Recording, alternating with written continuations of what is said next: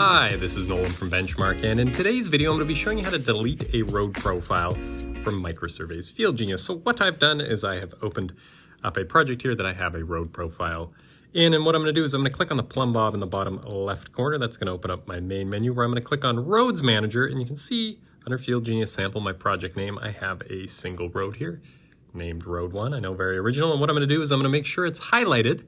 And I can do that by selecting it. And then I'm going to click on Delete Road here. It's going to ask me to confirm the deletion.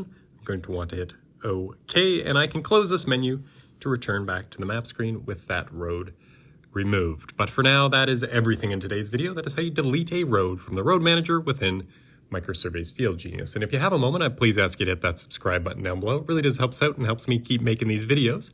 And if you have any questions about anything you've seen in today's video, or any questions about anything you've seen on our YouTube channel, please give us a call at 1-888-286-3204 or visit us on the web at bench-mark.ca.